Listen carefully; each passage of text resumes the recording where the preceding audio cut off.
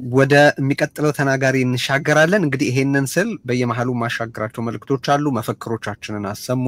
እዚህም በየመሃሉ የምናሳያቸው ነገሮች አሉ። በአሁኑ ወቅት በአገሪቱ ያሉት ሰቆቃዎች ፈርጀ ብዙ በመሆናቸው እንደየትውስታችሁ እንደየቅደም ተከተላችሁ መፈክሮቹን በስፋት አስተጋቧቸው። ጦርነት እንዲቆም፣ አገዛዝነት እንዲያበቃ፣ ዘላቂ ሰላም እንዲመጣ ያላችሁን መሻትና ፍላጎት አጠንክራችሁ ግለጹ። ዓለም ይስማው። ኢትዮጵያውያንም እርስ በርስ እንሰማማ። ወደ አንድ በጎ ግብ ለመነቃነቅ የሚያስችል ድባብ እንፍጠር ማለት ፈልጋለሁ። አቶ ዩሱፍ ያሲን ከአፋር የአፋር ብሔር ተወላጅ ናቸው ካሉ የእሳቸው ቢቀጥሉ ጋብዛቸዋለሁ ወደ መድረክ ማለትም ንግግራቸውን እንዲያሰሙ። አቶ ዩሱፍ ካሉ እንግዲህ መቀጠል ይችላሉ። ቀደም ባሉ ዓመታት በከፍተኛ ስልጣንና በዲፕሎማሲ የሰሩ ናቸው። አቶ ዩሱፍ በኢትዮጵያ ፖለቲካ ውስጥ ረዘም ያለ ተሳትፎ አላቸው። በጦቢያ መጽሔት ውስጥ አምደኛ ነበሩ። ኢትዮጵያዊነት አስተባባሪ ማንነት የተሰኘ መጽሐፋቸው ይታወቃል። አቶ ዩሱፍ ቀጣዩ ተናጋሪ እርስዎ።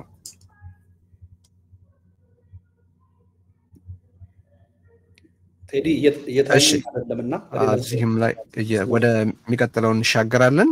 በኋላ እንግዲህ ከገቡ እንመለከታለን እሱን። እሺ እንግዲያውስ ያው ችግርም ሊኖር ከቻለ ኢንተርኔት ቶሎ መልእክቷን እንድታስተላልፍ ወይዘሪት ምስጢረ ስላሴ ታምራትን ጋብዛለሁ ከኢሃፓ። ምስጢረ ስላሴ ጋዜጠኛም ናት፣ እንግዲህ በወጣት ናት፣ ሴት ናት። በኢትዮጵያ ፖለቲካ ውስጥ የወጣቶችም ተሳትፎ ብዛም አይደለም እንደምታውቁት፣ ግን የሴቶች ደግሞ የበለጠ ነው፣ በተለይ በአመራር ደረጃ። ምስጢረ ስላሴ ይሄን እነዚህን አጥሮች በመሻገር በጣም አደገኛ በሆነ የኢትዮጵያ ፖለቲካ ውስጥ ለመሳተፍ ባደረገችው ውሳኔ በእጅጉ ልናከብራት ይገባል ብዬ አስባለሁ። ፖለቲካ ውስጥ አሁን ሚና እየተወጣች ነው። የኢሃፓ ዋና ጸሐፊ ሆና ነው በማገልገል ላይ ያለችው። አሁን ምስጢረ ስላሴ መቀጠል ትችላለሽ። ይሰማል አይደለም? ይሰማል። አውቀት አመሰግናለሁ ቴዲ። ሌሎቻችሁ ሚውት አድርጉልን። እዚህ ያላችሁ ሁላችሁ እንኳን ደህና መጣችሁ ማለት ፈልጋለሁ። ይህንን መድረክ ደግሞ ስላዘጋጃችሁልን የአብሮነት አስተባባሪዎችን እናመሰግናለን። እንግዲህ ሁላችንም እንደምናውቀው ኢትዮጵያ አሁን በተለይ ካለፉት 7 ዓመታት ወዲህ በጦርነት አዙሪት ውስጥ ነው የምትገኘው። ኢኮኖሚዋም ከመቼውም ጊዜ በላይ የደቀቀበት ሁኔታ ነው ያለው። እንግዲህ በዚህ ሁሉ መከራና ስቃይ ውስጥ ያለፈ ያለው የኢትዮጵያ ሕዝብ ሁልጊዜም ቢሆን ሰላምን የሚናፍቅ ነው። ይሄ የሚካድ አይደለም። ያተረፍነው አንዳችም ነገር የለም በጦርነት።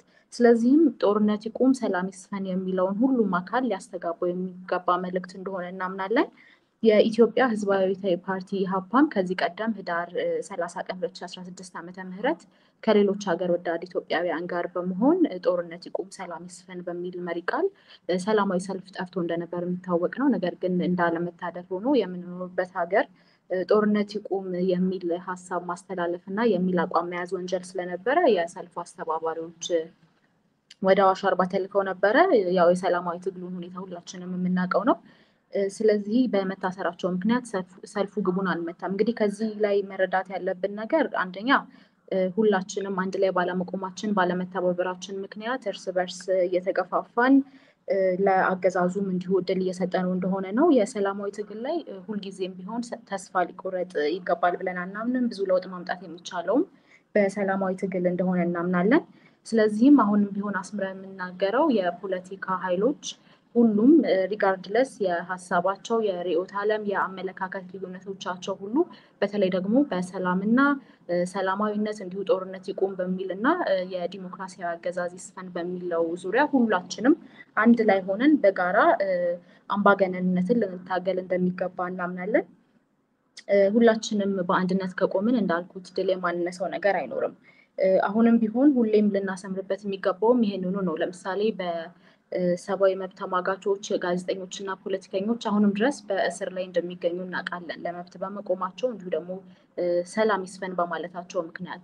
ነገር ግን ምን ያህሎቻችንንስ እነዚህም ሰዎች ዞር ብለን አይተናቸው ጠይቀናቸው የምናውቀው የሚለው ራሱ አንድ ጥያቄ ነው። ይሄ አንድ ላይ አለመቆማችንን እና እንዲሁ ደግሞ ወደ ፖለቲካው የሚገቡ ሰዎች ይህንን በማየት ማንም አብሮኝ አይቆምም እንዲሁ ደግሞ ለምን ብዬ ራሴን መስዋዕት አደርጋለሁ ለውጥ ለማይመጣ ነገር የሚሉ ሁኔታዎች እንዳሉ እንረዳለን እና ይሄ ሁሉ ዞሮ ዞሮ የሚወስደን አንድ ላይ ባለመቆማችን የሚመጡ ጉዳቶች እንዳሉ ነው።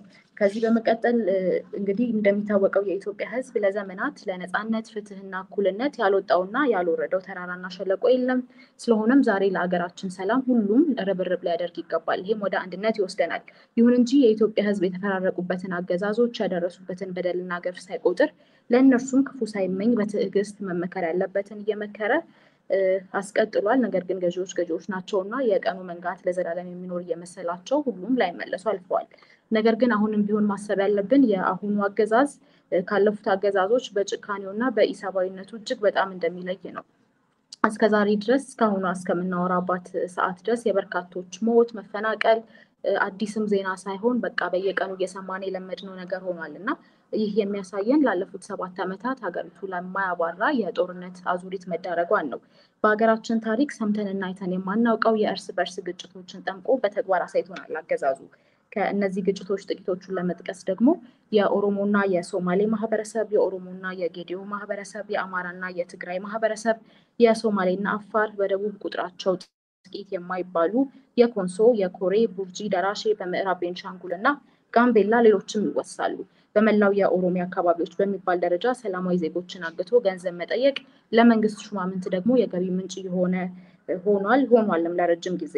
ከአስከፊውና አሰቃቂው እንዲሁም ደግሞ አገዛዙ ለስልጣኑ ሲል ካስቀጠለው የትግራይ ጦርነት ተላቀቅን ስንል አሁን ደግሞ እንደምናየው በአማራ ክልል ብዙዎችን እየቀጠፈ ያለ የጦርነት ሁኔታ እንዳለ እንረዳለን። የራስን ዜጋ በድሮን መግደል እንደው ቢያድለን ኖሮ በመንግስት የሚጠበቅ ነገር አይደለም፣ የራሱን ዜጎች በድሮን መግደል እንዲሁ በከባድ መሳሪያ መግደል። ነገር ግን ቅድም እንዳልኩት ያለንበት ሀገር ሞራል የሚጠየቅበት ምስል አይደለም።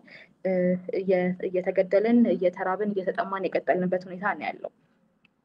እንዲሁ የሀገር መከላከያ ሰራዊትም የሀገሪቱን ዳር ድንበር በማስከበር ስራው ላይ መጠመድ ሲገባው እንዲሁ ከወንድሞቹ ጋር እየተጣላ ቀጥሏል። ይህም በታሪክ ተወቃሽ የሚያደርገው መሆኑን ሊረዳና ቆም ብሎ ደግሞ ምንድን ነው እያደረግኩ ያለሁት፣ ሙሉ መዋቅሩ ምንድን ነው እያደረግን ያለ ነው፣ የአንድ ሰውን ስልጣን ለማስቀጠል ይህን ሁሉ ማድረግስ ይገባል ወይ የሚል ጥያቄ ሊጠይቅ ይገባል። ምክንያቱም ወደፊት መጠየቅ አይቀርምና የሀገር መከላከያ ሰራዊቱም እንዲሁ ደግሞ ሌሎች የጸጥታ አካላት የተቋቋምንበት ዓላማ ምንድን ነው የሚለውን በደንብ ሊያጤኑና ወደ ትክክለኛው መስመር ሊመለሱ እንደሚገባ እናምናለን። የኢትዮጵያ ሕዝብ ከፖለቲካ ፓርቲዎች በተለይ ደግሞ በሰላማዊ መንገድ ከሚታገሉ የፖለቲካ ፓርቲዎች የሚጠበቀውን ጠንካራ ትግል እንዳላገኘ እናምናለን። እኛም በተወሰነ መልኩ ያንን ኃላፊነት እንወስዳለን። ህዝቡ ግን ጠባቂ እንጂ አጋዥ አይደለም። ቅድም እንደጠቀስኩት የተለያዩ የሰላማዊ ትግል ጥሪዎች በሚደረጉበት ወቅት ከመሳተፍ አስተባባሪዎቹን ከማገዝ ይልቅ እንዲሁ ደግሞ ውጤት ላይ ከማድረስ ይልቅ አንድን የሰላማዊ ትግል አማራጭ ወዴት ይደርሳል የሚል ትችት፣ ወቀሳና እንዲሁ ደግሞ አላስፈላጊ ትችቶችን መሰንዘር ነው የሚቀናው። ስለዚህ አሁንም ቢሆን ለህዝቡም ጥሪ የምናደርገው በተለይ ለሰላማዊ ትግል ቀረብ ብሎ ትግሉን ማገዝ እንዳለበት ጥሪ እናቀርባለን። የዚህን አምባገነን ስርዓት እኩይ ድርጊት ህዝቡ በሚገባ ተረድቶታል ብለን እናምናለን። ምክንያቱም ሁላችንም ቤት የገባ ነገር ነው። አንዱ ቤት ገብቶ አንዱ ቤት አልገባም የምንለው ነገር አይደለም እና ሁላችንም ቤት የገባ ነገር ስለሆነ ተረድቶታል ብለን እናምናለን። የእኩይ ስርዓቱን ድርጊት ማለት ነው። ህዝባችን የአገዛዙን መሰሪነት ቢረዳም ነገር ግን ድምፁን በአደባባይ አውጥቶ ደግሞ ለማሰማት የሚያስተባብረው ኃይል እየጠበቀ ይገኛል እስከዛሬ ድረስ። ይህ ጊዜ ነው የኛ ሚና መምጣት ያለበት የሚመጣውም። አሁንም ቢሆን ሁላችንም እዚህ አለን። እዚህም ያልተገኙ የፖለቲካ ኃይሎች የሀሳብ ልዩነቶች እንዳለን እንረዳለን። ነገር ግን ያ የሀሳብ ልዩነት ደግሞ መወያየትም እንዲሁ የሀሳብ ልዩነታችንን በራሱ ይዘን መቀጠል የምንችለው ሀገር ሲኖር ህዝብ ሲኖር ስለሆነ በቅድሚያ መሰጠት ላለበት ጉዳይ ሰጥተን ሁላችንም የሀሳብ ልዩነቶቻችንን በኋላ ወደ መፍታት ሄደን ነገር ግን ጊዜ በማይሰጡ የሰላም ጉዳይ፣ የኢኮኖሚ ጉዳይ ላይ እንዲሁ በጋራ አንድ በሚያደርጉን ሀገራዊ ጉዳዮች ላይ ቁጭ ብለን መወያየት፣ መምከር እንዲሁ ደግሞ በአንድ ላይ መስራት አለብን ብለን እናምናለን። እኔም አምናለሁ። ጦርነት እንዲያበቃ የማይፈልግ ካለ ያ የአገዛዙ እንግዲህ አጋዥ እንደሆነ ነው እኔ የምረዳው። ምክንያቱም እስካሁን ድረስ በሀገሪቱ በተለይ በዚህ 7 ዓመት ውስጥ ያልቀጠለ የጦርነት ስርዓት የለም። ነገር ግን ጦርነቱ የታደረሰን ካለን ብዙዎቹ ከጥቅሙ ጉዳቱ የሚያመዝን ነው። የጦርነት ደግሞ ጥቅምም የለውም እና ወደ ሰላም አማራጭ እንዲመጣ ነው የምንጠይቀው። ስለዚህ ጦርነት ይቁም፣ ግፋዊ አገዛዝ ያብቃ፣ ሰላም ይምጣ የሚለው ሀሳብ የሁሉም ኢትዮጵያውያን በተለይ ደግሞ ከአገዛዙ ጥቂት ሹማምንት ውጪ ያለ ሀሳብ እንደሆነ እንረዳለን። ስለሆነም ከውጭ ያላችሁ የአብሮነት አስተባባሪዎች ሀሳባችሁ መሬት ላይ እንዲወርድ አገር ቤት ካሉ ጠንካራ የፖለቲካ ኃይሎች ጋር በቅርበት መስራት እንደሚጠበቅባችሁ ለማሳሰብ እወዳለሁ። በእኛ በኩል ጦርነት እንዲያበቃ ከሚፈልግ ማንኛውም ኃይል ጋር የሀሳብ ልዩነቶች ቢኖሩንም የርዕዮተ ዓለም እንዲሁ የተለያዩ ብንዘረዝር የምንችላቸው ልዩነቶች ቢኖሩንም በጋራ ለመስራት እንደምንወድና ሙሉ በሙሉ ፈቃደኛ እንደሆንን ላሰምርበት እወዳለሁ። ስለዚህ አሁንም ቢሆን በደንብ አስረግጬ መናገር የምፈልገው በሁሉም የፖለቲካ ኃይሎች ዘንድ አንድነት ሊኖር ይገባል። በተለይ በጋራ አንድ ሊያደርጉን በሚችሉ ጉዳዮች ላይ አንድ ሆነን እንድንታገል ጥሪ ያቀርባለሁኝ። መረሳት የሌለበትም ነገር ደግሞ በኋላስ ምንድን ነው የሚመጣው? ግፋዊ አገዛዝ ያብቃልን፣ ከዛ በኋላስ ምንድን ነው የሚመጣው ካለን አሁንም ቢሆን በጋራ ማንቆም ከሆነ ችግሮቻችን ላይ ችግሩ የበለጠ እየቀጠለ የሚሄድ ነው እና ስለዚህ ይህን ሁሉ በመረዳት አንድ ላይ ሆነን ይህንን አገዛዝ ልንቃወም እንዲሁ በቃ ልንል እንደሚገባ ማስመር እፈልጋለሁ። አመሰግናለሁ። እሺ፣ በጣም አመሰግናለሁ። አናቷ ላይ የጨረስሽው ምስጢረ ስላሴ መልእክትሽንም በማሻገርሽ በጣም እናመሰግናለን። በርቱ፣ ቀጥሉ። እንግዲህ እንዲህ ያሉ መልእክቶችን ተባብረን በምናሰማበት ወቅት አገዛዝ ከፍተኛ ጫና ይደርስበታል። ከተለያዩ አቅጣጫዎች መልእክቶች እየደረሱ ነው። በነገራችን ላይ በኢትዮጵያ ውስጥ ዩቱብ ሪስትሪክት መደረጉ እየተሰማ ነው። ይሄ አገዛዙ በእውነት ገና የትግል ትብብር ብሎ ሲባል እንዴት እንደሚሸበር ያሳየ አንድ ተጨባጭ ማሳያ ነው። ዜጎች እያደረጉት ያሉትን ነገር ምን ያህል ትክክል እንደሆነም የሚያረጋግጥ አድርጌ ነው የምመለከተውና ከተለያዩ አቅጣጫዎች መልእክቶች እየመጡ ነው። በዚህ በኢትዮጵያ ውስጥ ዩቱብ እንዳይሰራ ተደርጓል፣ በሌላ ተዘዋዋሪ መንገድ ነው እየተመለከትን ያለ ነው የሚሉ ብዙ መልእክቶች እየተቀበልኩ ነውና እስቲ ኢትዮጵያ ያላችሁ መልእክት ላኩልን። እዛ ያለውን ሁኔታ በተጨባጭ እዚሁ አንዱ ተጨባጭ ውጤት ይኸው ነው። አገዛዝ ካልተጨነቀ ካልተሸበረ በስተቀር እነዚህን መሰል እርምጃዎች አይወስድምና ነው። እንግዲህ በመላ ዓለም ያላችሁ የዚህ ትዕይንተ ህዝብ ታዳሚዎች በጣም አድርገን እናመሰግናለን ስላላችሁ ስለተገኛችሁ። ሃይማኖት፣ ብሔር፣ አካባቢ ወይም ሌላ የርዕዮተ ዓለም ልዩነት ሳይገድባችሁ ከመላ ዓለም ተሰባስባችሁ ጦርነት ይቁም፣ አገዛዝ ያብቃ፣ ሰላም ይምጣ የሚሉ መልእክቶችን በመላ ዓለም እያሻገራችሁ እያስተላለፋችሁ ስላለ ደስ ይለናል። ቀጥሉበት። እየተመለከታችሁት ነው። ኦልሬዲ ውጤቱን እያያችሁ ነው። ዜጎች ሲተባበሩ አገዛዝ ይሸበራል። እውነታው ይሄ ነው። ስለዚህ አሁን መፈክራችሁን አስተጋቡ። አጀንዳውን ዜጎች ናቸው መስጠት ያለባቸው፣ አገዛዝ አይደለም እና እሱን መልእክት ማሻገር ወዳለሁ። እንቀጥላለን። አቶ አሉላ ሰለሞን ቀጣዩ ተናጋሪያችን ነው።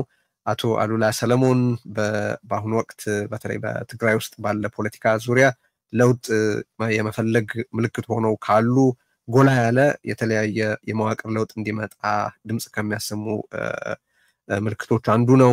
በተለያየ ሁኔታ የእስከዛሬው መንገድ አይበቃም፣ ማነው የእስከዛሬው መንገድ ይበቃል፣ የእስካሁኑ ዋጋ ወይም ኪሳራ ይበቃል፣ ከዚህ በኋላ አዲስ መንገድ መኖር አለበት የሚል ሀሳብ በስፋት ያስተናግዳልና እርሱን ወደዚህ ወደ መድረክ ጋብዘን ጦርነት እንዴት ሊቆም፣ አገዛዝ እንዴት ሊያበቃና ዘላቂ ሰላም እንዴት ሊሰፍን እንደሚችል ያለውን ሀሳብ ያቀርብልናል። እንግዲህ መፈክሮቻችንን አሰሙ። ጦርነት ይቁም በሉ፣ ሰላም ይምጣ በሉ፣ አገዛዝ ይብቃ በሉ። ዜጎች እንተባበር፣ ስንተባበር እናሸንፋለን። አሉላ ቀጥል። አመሰግናለሁ ቴድሮስ። በመጀመሪያ ይህንን መድረክ ያዘጋጀው አብሮነት በተለይ ደግሞ አቶ ልደቱን በዚህ ረገድ እጅግ አድርጌ ማመስገን ፈልጋለሁ። አክብሮቴንም መግለጽ እወዳለሁ። በእንደዚህ አይነት በተለይ ኢትዮጵያ ውስጥ እንደዚህ አይነት መድረኮች ለማዘጋጀት የሞከሩ ወይም ደግሞ የሰላም ጥሪን ያቀረቡ ሰዎች ምን ያክል ዋጋ እንደከፈሉ እናውቃለን። በኪነ ጥበብ መድረክ ጦርነት ይቁም፣ ሰላም ይምጣ ያሉ ዜጎች ዋጋ ከፍለዋል። የፖለቲካ ድርጅት አመራሮች ጦርነት እንዲቆም፣ ሰላም እንዲመጣ የጠየቁ፣ አገዛዝ እንዲያበቃ የጠየቁ ዋጋ ከፍለዋል። አሁንም ዋጋ እየከፈሉ ነው ያሉት፣ በሰላማዊ መንገድ የትግል ላይ ያሉት ማለት ነው። ነገር ግን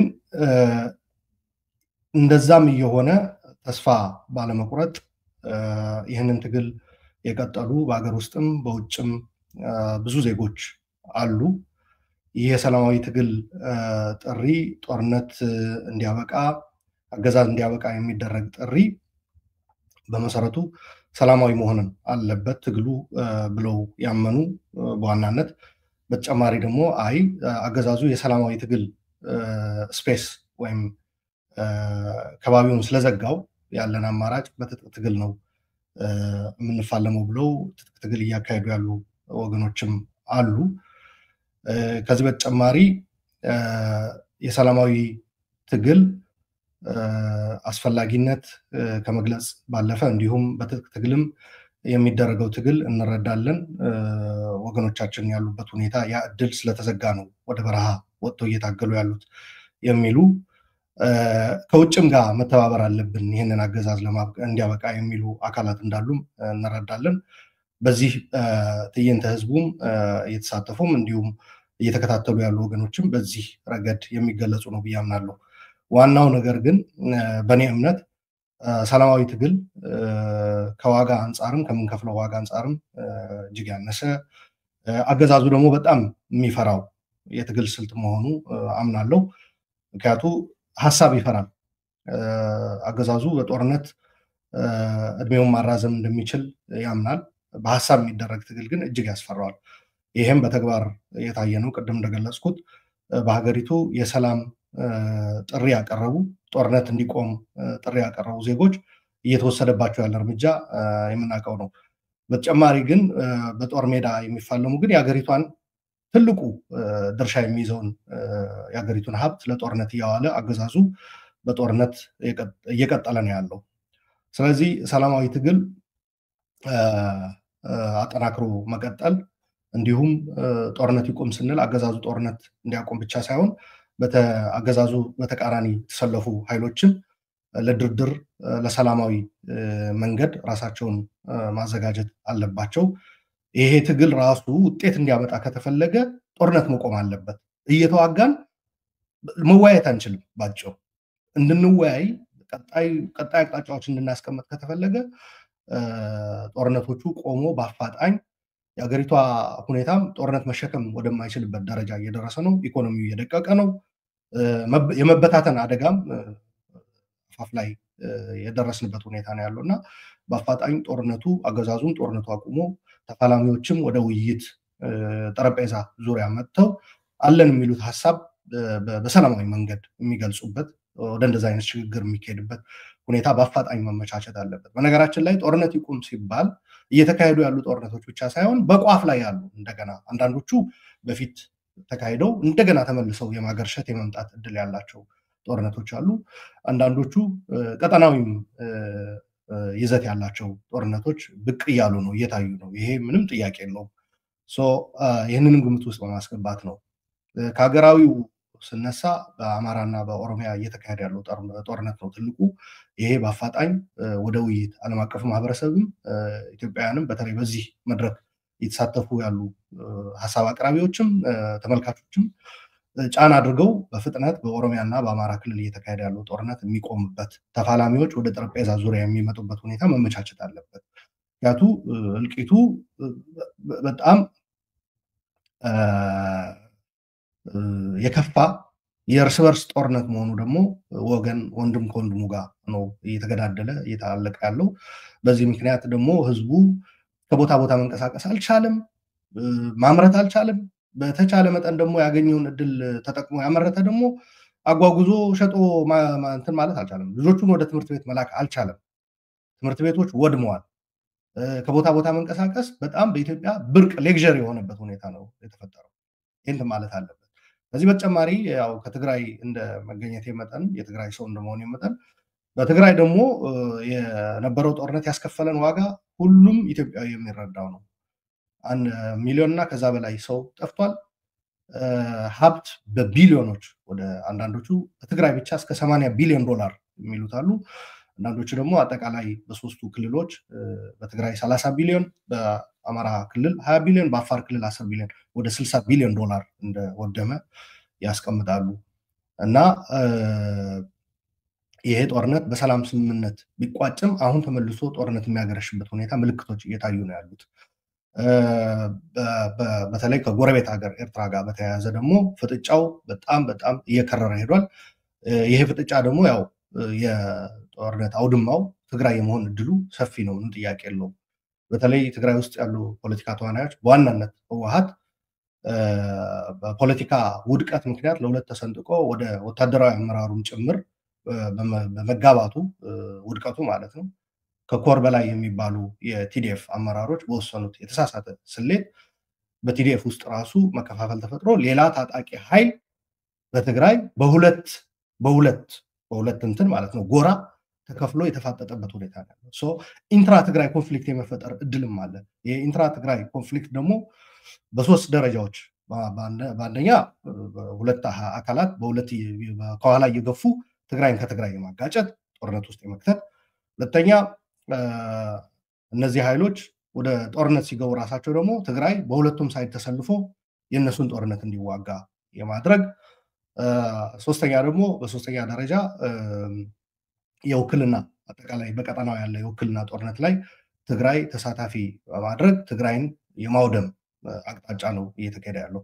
ሶ በዋናነት ይህ የሰላም ይምጣ ጦርነት ይቁም አገዛዝ ይብቃ ጉዳይ ትግራይን ደግሞ ከአሁን በፊት በከፈለው ዋጋ አሁን ጦርነት መሸከም የሚችል ጫንቃ አለ ብለን አናምንም። ይሄ በነገራችን ላይ ከትግራይ ስለተገኘው ብቻ አይደለም፣ ከትግራይ ውጭ ያሉ ኢትዮጵያውያን ወንድሞችን በተደጋጋሚ የተናገሩት ነገር ነው። የትግራይ ህዝብ አሁን አንድ ጥይትም መተኮስ የለበትም ትግራይ ላይ፣ ጦርነቱ መሸከም የሚችልበት ጫንቃ የለም፣ ወድሟል። ስለዚህ የህወሓት አመራሮች እንደተጋበዙ አቶ ልደቱ ቅድም ገልጿል፣ ቢገኙ ይመረጥ ነበር። አስተውለው ይህንን ልዩነት አጥብበው ጦርነቱን ማስቀረት መቻል አለባቸው፣ በትግራይ ሊከሰት የሚችለው ጦርነት ማለት ነው። ከዛ በተጨማሪ ደግሞ የተለያዩ ኃይሎች በተለይ የኢትዮጵያና የኤርትራ መንግስታት፣ በተለይ የኤርትራ መንግስት ጦርነቱ ወደ ትግራይ እንዲመጣ በጣም ትልቅ ጥረት እያደረገ ነው። ፌደራል መንግስት ደግሞ ይህንን ሳያገናዝብ በብልሃት ሳያይ ወደዚህ ወጥመድ ሰተት ብሎ እየገባ መንገድ መዝጋትም ጀምሯል። መንገድ መዝጋት የምን ምልክት እንደሆነ እናውቀዋለን ሁላችን። 2013 ዓ.ም ላይ በመንገድ መዝጋት ምልክቶች የተጀመረ ነው። እልም ያለ ጦርነት ውስጥ ተገብቶ ጀነሳይዳል በሆነ እንትን ከፍተኛ እልቂት 1 ሚሊዮን ወገኖቻችን ያጣ ነው ማለት ነው። አንዴ ከተኩል ይቀራል።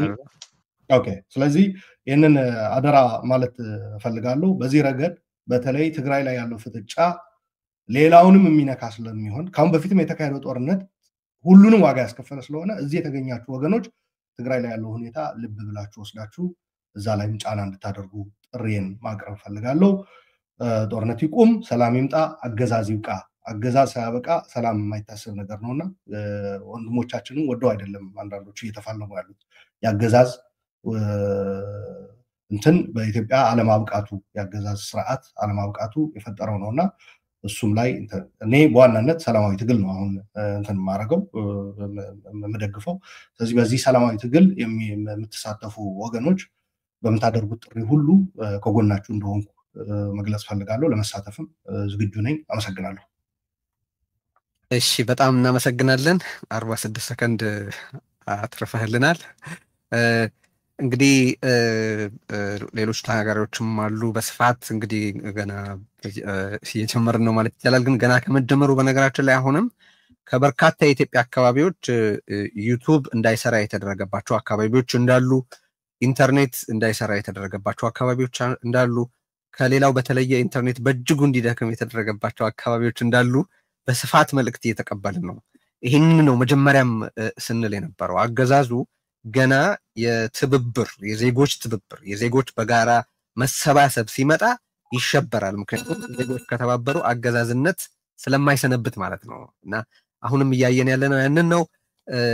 እንግዲህ ይሄ የሚያሳየን ነገር አለ። ምን ያህል ትግሉ ገና ከጅምሩ አገዛዝን በማሸበር ረገድ እንዲርድ በማድረግ ረገድ እንዴት ውጤታማ እንደሆነ ያሳያል ብዬ አምናለሁና ብርታት ሊሆነን ይገባል። ይሄ ድምጻችንን ለማሰማት ትክክለኛው ፓት ላይ መሆናችንን ሊነግረን ይገባል ብዬ ስለማስብ ነው። ይህንን መልእክት አሁንም ከተለያዩ የኢትዮጵያ ክፍሎች መልእክታችሁን ላኩልን።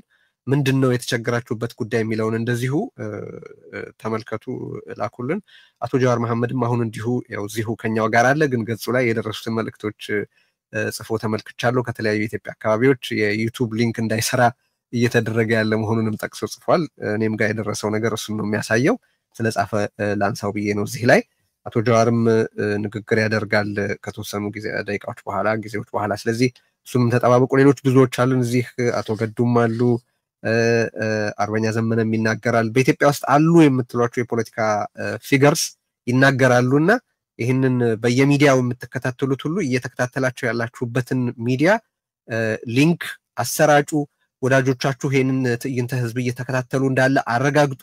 የዚህ ሰልፍ ታዳሚ ለመሆን ምንም አይጠይቅም። ይህንን ርዕዮተ ዓለም አይገድበውም፣ ሃይማኖት አይገድበውም፣ አካባቢ አይገድበውም፣ አተያይ አይገድበውም እና ይህንን ትዕይንተ ህዝብ ላለመካፈል ምንም ምክንያት የለም። አገዛዙ ብቻ ነው ይህንን ትዕይንተ ህዝብ ወይም ገዢዎች ናቸው ይህንን ትዕይንተ ህዝብ መካፈል የማይፈልጉት። በዛም ምክንያት ነው ህወሓትና ብልጽግና ያልተገኙት ብለን ነው የምናስበው። ለማንኛውም ቀጣዩ ተናጋሪያችን የሚሆኑት እዚሁ ላይ እየተመለከትኩ ነው፣ አቶ አማኑኤል ሞጊሶ ናቸው። አቶ አማኑኤል ሞጊሶ የወላይታ ብሔር ተወላጅ ናቸው። የወላይታ ብሔራዊ ንቅናቄም ሊቀመንበር ናቸው። 10 ደቂቃ አሉት አቶ አማኑኤል። አሁን ሀገራችን ባለችበት ሁኔታ ጦርነት እንዴት ሊቆም፣ አገዛዝ እንዴት ሊያበቃና ዘላቂ ሰላም እንዴት ሊሰፍን ይችላል የሚለውን የእርሶንና የንቅናቄውን ሀሳብ እንዲያቀርቡ ጋብዞታለሁ። 10 ደቂቃ አሉት። ይቀጥሉ አቶ አማኑኤል።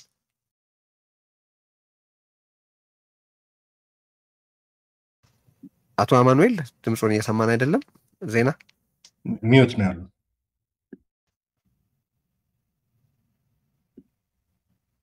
አንሚዩት ማድረግ አለባቸው ቴዲ። አንሚዩት ማድረግ አሁን እሱን ልብ በሉልን። ብዙ ደቂቃ ስለሌለን እሱን ጥንቃቄ አድርጉልን። ይቀጥሉ። አመሰግናለሁ። ይሰማቸዋል አይደል? ይሰማናል። ይቀጥሉ። አመሰግናለሁ ቴዲ። ጦርነት ይቁም፣ አገዛዝነት ይብቃ፣ ሰላም ብርሃን ይፈንጥቅ። ሰላምና ፍትህ ለመላው ኢትዮጵያውያን በሀገር ውስጥም በወላው ዓለም የምትገኙ። እኔ ዛሬ የምናገረው እንደ ፓርቲ መሪ ብቻ ሳይሆን ውዱ ሀገራችን ኢትዮጵያ በደረሰባት አሁናዊ ሁኔታ ልቡ እንደተሰበረ እንደ አንድ ዜጋም ጭምሮኝ ነው። በመጀመሪያ የዚህ የታሪካዊ ተቃውሞ ሰላማዊ ትግል ማስፈንጠሪያ የሆነውን የበየነ መረብ ህዝባዊ ትዕይንት አዘጋጆች የሆናችሁ የአብሮነት ኢትዮጵያ ድምጻችንን የምታጎሉ ሚዲያዎች፣ በዓለም ዙሪያ የምትመለከቱት በሺዎች የምትቆጠሩ ወንድሞቼ፣ እህቶቼ፣ እናቶችና አባቶቼ እንዲሁም በአይነቱ ልዩ የሆነውን ይህን ንግግር አድራጊዎች በሙሉ እጅግ አድርጌ ለማመስገን እወዳለሁ። እውነት ከጭቆና የበለጠ ፈጣን እንደሆነች ብርሃንም ሁሉ ጊዜ መንገድ እንደሚያገኝ አሳይታችኋል። ከህዝብ ጋር ስለቆማችሁ፣ ለውይይት ቦታ ስለሰጣችሁ፣ እውነትና የግንኙነት መሳሪያም ስለሆናችሁ እጅግ አድርጌ በድጋሚ አመሰግናለሁ። ሚናችሁ ታሪካዊ ነው። በቀውስ ጊዜ እውነት የሚናገርላትን ትፈልጋለች እና ድርሻችሁን አበርክታችኋል። ታሪክም አይረሳችሁም። ዛሬ እዚህ የተሰበሰብነው 3 መሰረታዊ ጥያቄዎችን ለመጋፈጥ ነው። አንደኛ፣ ጦርነቱ በኢትዮጵያ እንዴት ሊቆም ይችላል? ሁለተኛ፣ አገዛዝነት እንዴት ሊያከትም ይችላል? እንዲሁም ሶስተኛ፣ ዘላቂ ሰላም እንዴት ለሀገራችን ሊመጣ ይችላል? እነዚህ ጥያቄዎች ትምህርታዊም አይደሉም። እነዚህ ጥያቄዎች ንድፈ ሐሳባዊ አይደሉም። እነዚህ ጥያቄዎች የፖለቲካ መፈክርም አይደሉም።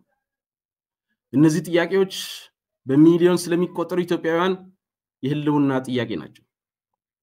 እነዚህ ጥያቄዎች ልጆችን የቀበሩ እናቶች፣ ሰላም የሚናፍቁ ወጣቶች፣ በእርስ በርስ ጦርነት፣ በግጭት፣ በመፈናቀል፣ በፍርሃት የተበተኑ እናቶች ጩኸት ነው። በስራ እጦት በየከተማው ጉልበታቸው የሚበዘበዙ አገዛዙ ለጦርነት ማገዶ የሚያደርጉ ልጆች እናቶችም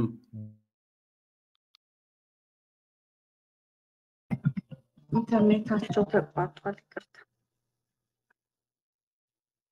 እሺ እንግዲህ ይቅርታ እንጠይቃለን። ወደ የሚቀጥለው ተናጋሪ መሻገር ይኖርብናል። ምክንያቱም ብዙ ደቂቃ የለንም። መልእክታቸውን ቢጨርሱ እንወድ ነበር። በነገራችን ላይ አሁንም ብዙ መልእክት እየተቀበልኩ ነው። ኢንተርኔት እየሰራ አይደለም ማለት በብዙ ኢትዮጵያ አካባቢዎች ዩቱብ ብሎክ ተደርጓል። በአንዳንዶች ቦታዎች በጣም ኢንተርኔት ተዳክሟል።